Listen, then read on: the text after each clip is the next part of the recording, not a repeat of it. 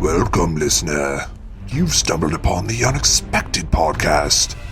Whether you're meant to be here or not, you might want to prepare yourself for a world of stories you won't hear anywhere else. They are, after all, quite unexpected. Ventriloquism! One of mankind's most beloved forms of art. Across the world, every day, ventriloquists are bringing great joy and humor to their friends, families, and lovers. But there is a darker side to the practice, for can one ever truly know who is pulling the strings? In our next tale, we take a volatile voyeur into the vulgar version of ventriloquism. Now turn off the lights. Put the children outside and the pets to bed as I deliver the dangerous drama of Who's the Real Dummy?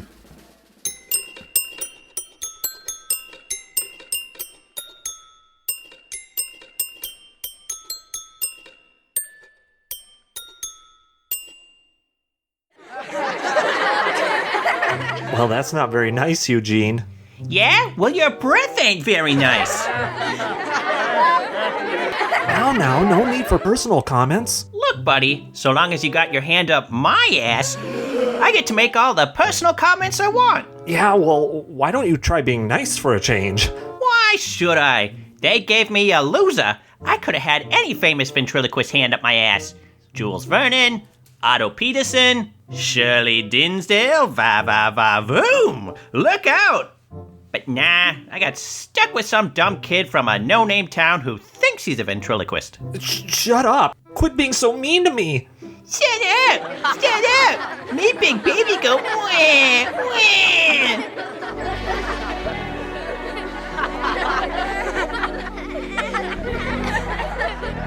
Man, my dummy just made me look like a dummy. Got the dummy on my lap, putting on an axe. Got the crowd in the palm of my hand, making it laugh. You would never understand. The only issue is I'm the butt of every joke. My dummy's being mean to me, mean to me. My dummy's being mean to me. Hello, hi, I'm sorry, I need to return this dummy. Come again? This dummy, I don't want it anymore. I don't need my money back, I'd just like to return it. Donate it, whatever. Look, buddy, we ain't a charity, and we don't take donations. You buy junk from us, it's yours. You can keep it or sell it or donate it somewhere else. I got enough crap I gotta move. What did you just call me? What? Come on, get out of here, Pipsqueak. I got a business to run. You called me buddy. Just like this dummy here. What in Tony Danza's sock drawer are you talking about, kid? This dummy. It called me buddy.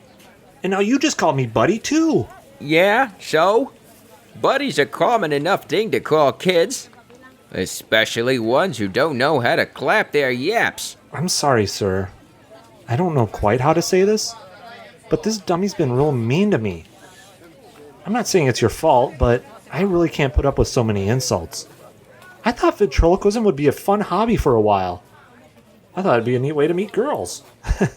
Heck, I even got to put on a show for the local elementary school thanks to my mom's friend Cindy, who's principal there. But now, after what this dummy put me through, I think I'm ready to find a new hobby. Why are you telling me all this? I don't care. I really don't know how else to say it. I don't care. Go home. Throw it in the trash. Burn it. Just quit talking to me. Okay, I suppose I can try that. Thanks for all your help today, Horace. Yeah, whatever. Now scram, kid.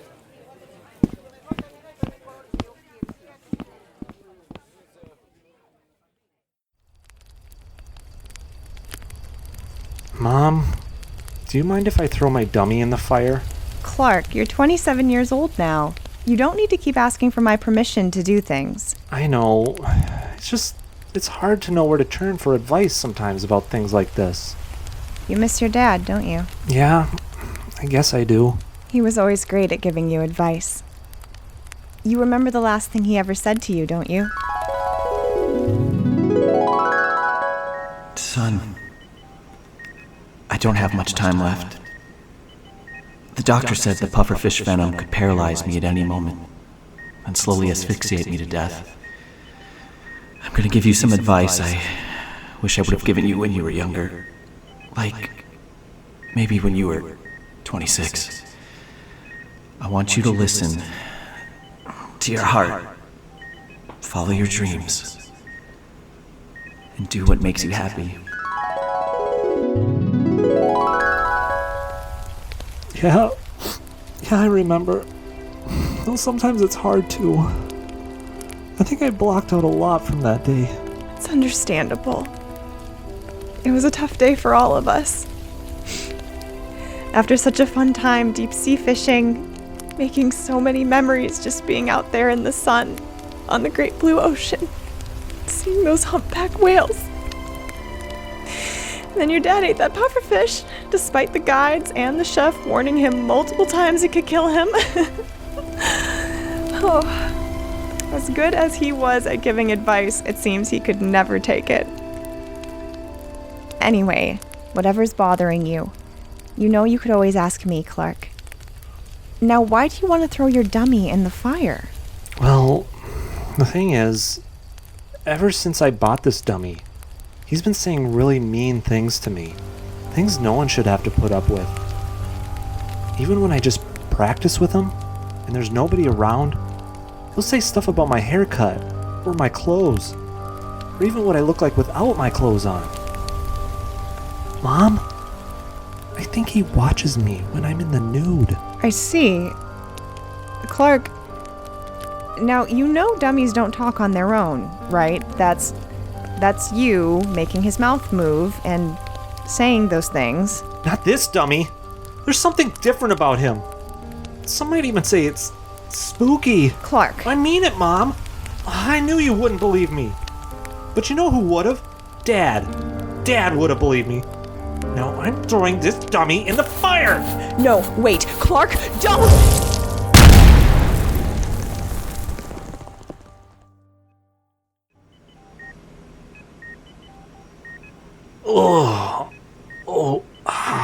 Ow, where am I? Hello, Clark. You're lying in a bed in Springer Memorial Hospital. I'm your doctor. My name is Dr. Ruth Tony, MD. But you can call me Ruth Tony. Just don't call me Ruth. Why am I here? Why does it hurt so bad? You're here because the dummy you threw in the fire was an older model that they used to fill with flour, which is highly flammable. Now, I'm just going to fluff your pillow here. Thanks.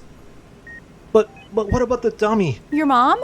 She's being taken good care of. You'll get to see her soon. No, the dummy. The one I used in my ventriloquism act.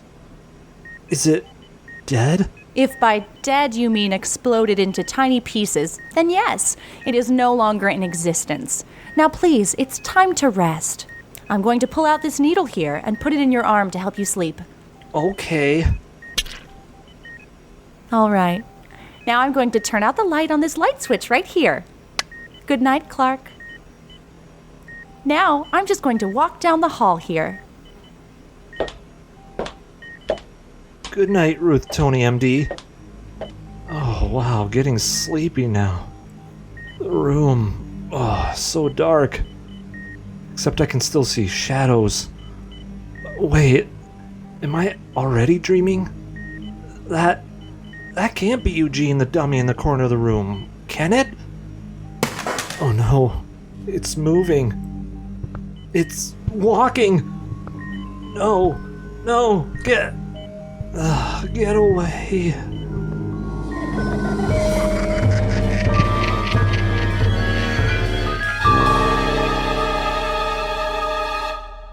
The Unexpected Storytelling Podcast will return after a short word from our sponsors. Do you hear that sound? It's the wonderful calming music of birds. Unfortunately, if we don't act soon, there might not be any birds left. In my backyard, at least. Hi, it's me, your good pal, Douglas. But I've got some troubling news for you. Squirrels keep eating all of the bird food in my backyard, and I think it's time that we stop it, but only if we work together. So join me this Saturday. Come to my house with a BB gun or the firearm of your choice, and together we will murder every squirrel within a 3-block radius. This is a public service announcement, so I didn't have to pay for this commercial. We now return you to your tale here on the Unexpected Podcast.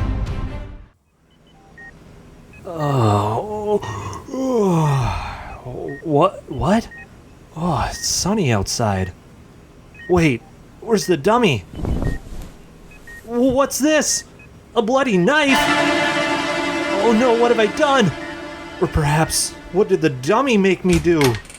Oh no, someone's coming! Good morning, Clark. How are we feeling today? If I'm being honest with myself, Ruth Tony MD, I'm still a little out of it. Oh, I see we're not at a place where you're comfortable enough to just call me Ruth Tony, and that's okay. We'll get there, I hope. Anyway, that's to be expected.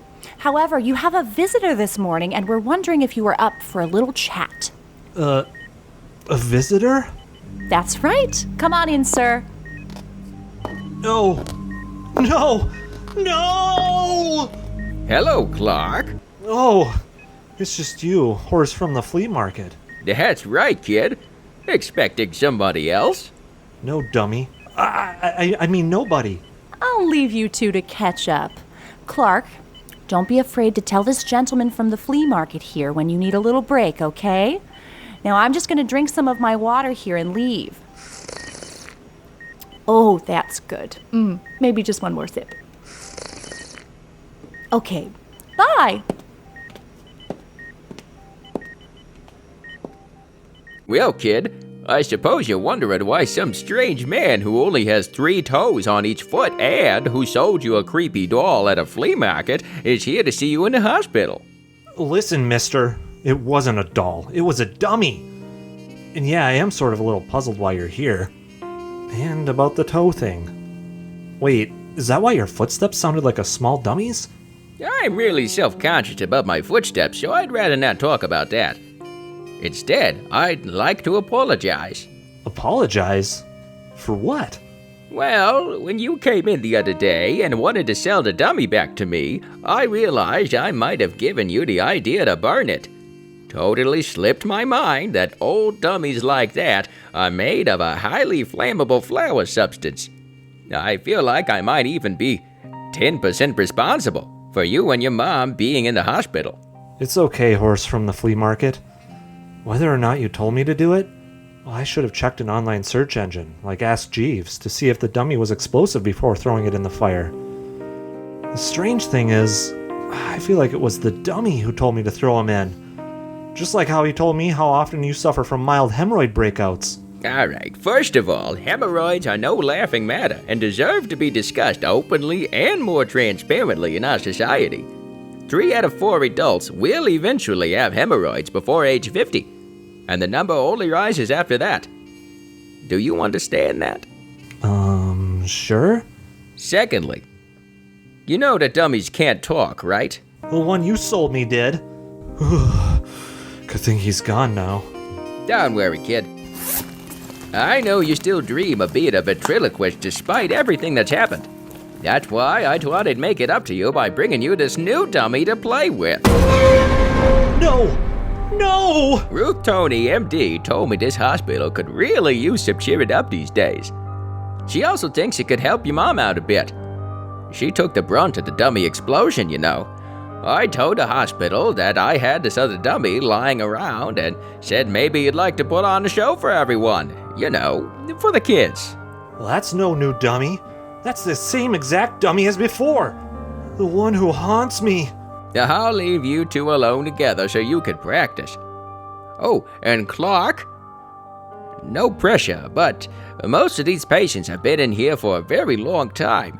and can't see their families right now. So maybe try and do something a little special for them if you can. No horse from the flea market. Don't leave me alone with him.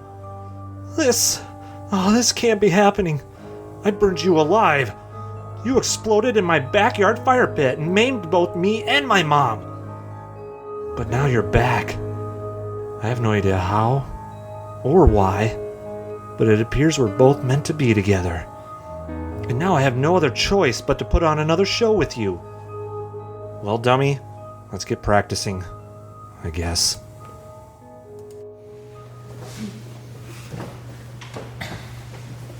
And check out old Gramps over here. Hey, Gramps, you better stop flashing the nurse or they'll transfer you from this prison into a real one. Except there, you won't be able to sneak into the supply room to steal all the Viagra. Eugene, you said you weren't going to make fun of anyone today. This was supposed to be just a lighthearted comical act. You're hurting people's feelings. Cram it, dork, and let Eugene steal the show. All right, who's next? Hemorrhoid Horace? Nah, too easy. Oh, how about our favorite doctor, Ruth Tony, MD? You check on your husband lately, Ruth? Don't worry, I hear your brother Slick is taking real good care of him. That's enough, Clark. I swear it's not me. Hey there, Clark. Your mom looks awful concerned. I haven't seen that look on her face since the day the nurse came into the room with you right after you were born. Come on, Eugene, cut it out. Cut it out? Just like how that chef cut the blowfish wrong and killed your dad? Eugene, you're ruining the show. Kinda hard to ruin a show when the audience is nothing more than a bunch of wet blankets. Or wet hospital gowns, I should say. Since so many of you wet the bed. What's wrong? Y'all can't take a joke? Guess I thought you could. Especially you, old Horace. Since that's what your love life is. A big old joke. Well, of course, outside of that cutout you have of Ruth Tony from the Weekly Mailer, you haven't bunked with someone in years. All right, I've had it. Dummy or no dummy, it's time I put an end to this. Let's get him! Uh-oh, Eugene. We'd better get out of here.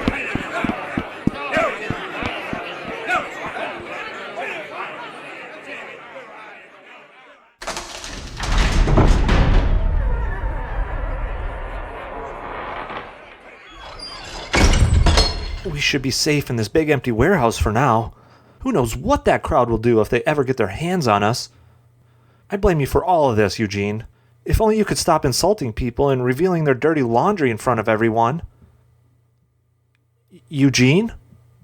Hey, Eugene, why won't you say something? Oh, great, now you give me the silent treatment. Figures.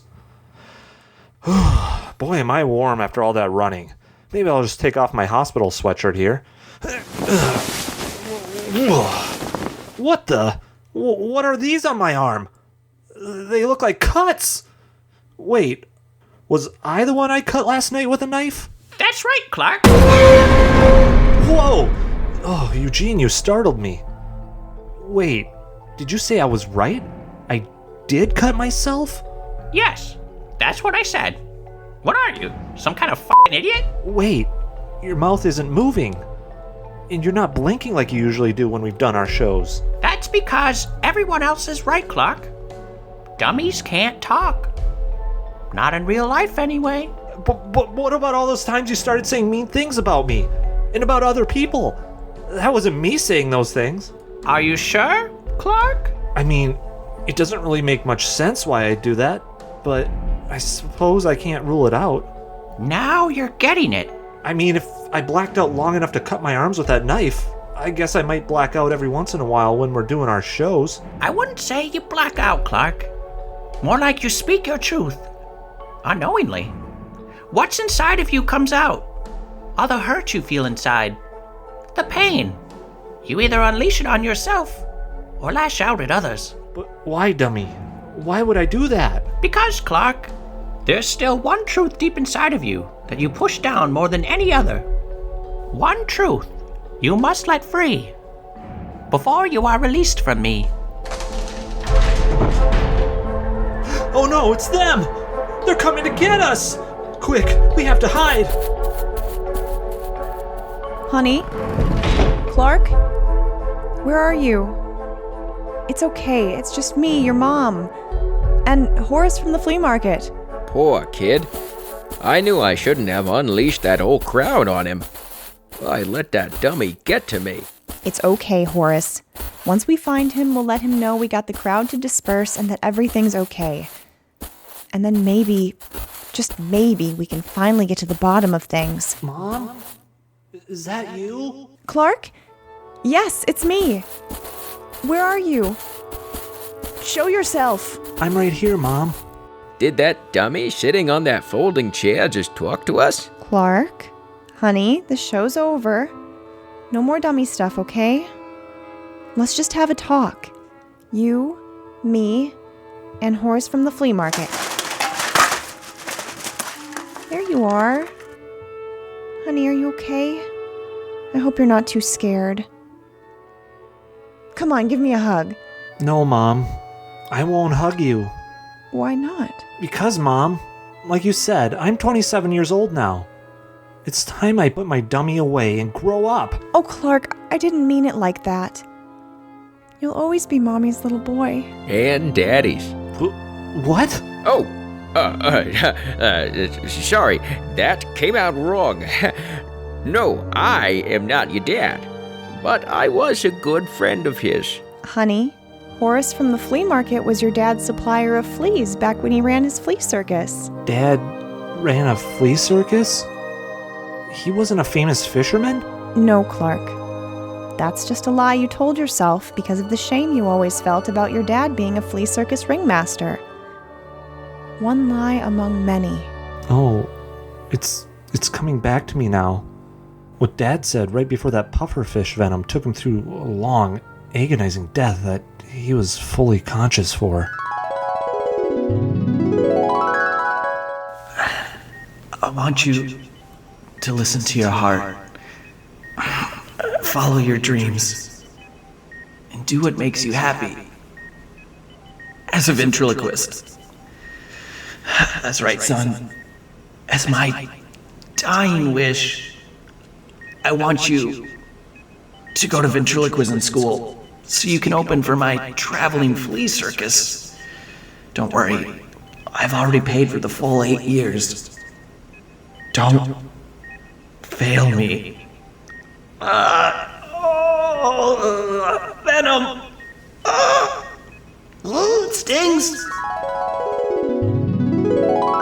But I did fail him. I failed the very first semester and got kicked out of school. And I was told to never come back. They got a restraining order against me and everything and told me I'd be arrested and imprisoned for 50 years if I got within 30 miles of their school. I must have blacked all that out because I was so upset that I'd let Dad down. And I put all my shame and self-hatred into Eugene, the dummy. Clark, please. You don't need to explain this to us again. It's over now. No more dummy stuff, no more being mean to yourself. Let us move on from this as a family, the way we should have a month ago when you failed ventriloquism school, which really isn't a big deal. Sure, it was your dad's dying wish. But he also told me his dying wish for me was to marry Horace from the flea market and start a flea farm with him and, well, thanks, but no thanks. Hey! Wow. I guess the real dummy here is me.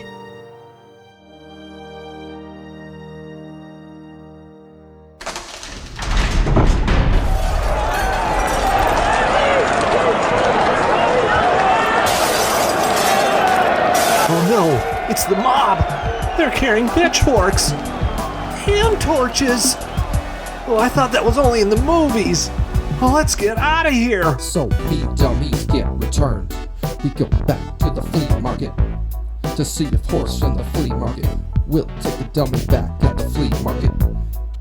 And Horace from the flea market It's dummies, return policies, no returns please. And Horace tells me to scram and let the dummy just burn.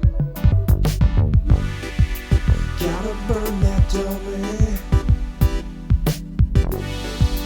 Gotta burn it now. But only after Mom's permission. Then we won't mess around.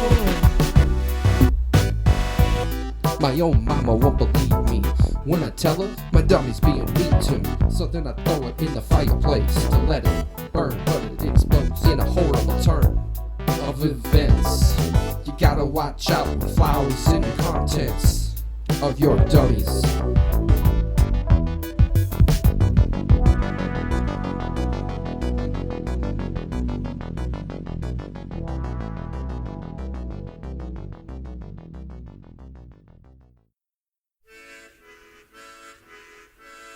Well, that's one act I don't think we'll be getting an encore. You know, I've heard of an entertainer killing the audience, but not the audience killing the entertainer by chasing them down and beating them to death. Perhaps if Clark had instead been a mime, he'd still be alive. Ah, who am I kidding? I'm sure we've all killed a mime or two in our day. I know I have. Well, that's all for this month. Please do return for our next episode, because if you don't, then the real dummy is you.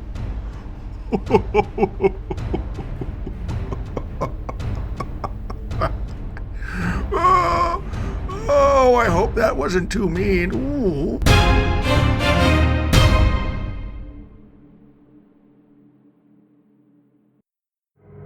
The Unexpected Storytelling Podcast is written, produced, and performed by talent from the United States and beyond. Get to know them at www.theunexpectedpodcast.com. Who's the Real Dummy? Written by Erik Bergstrom. Directed by Andrew Soucek and Erik Bergstrom. Featured actors in this episode are Sarah Palm, Patrick Croce, Jules Schrader, Erik Bergstrom, and Andrew Soucek. Did you like the show? Consider leaving a 5-star review wherever you stream or download your podcasts. Join us on Twitter at Unexpected Show or on Facebook at The Unexpected Storytelling Podcast.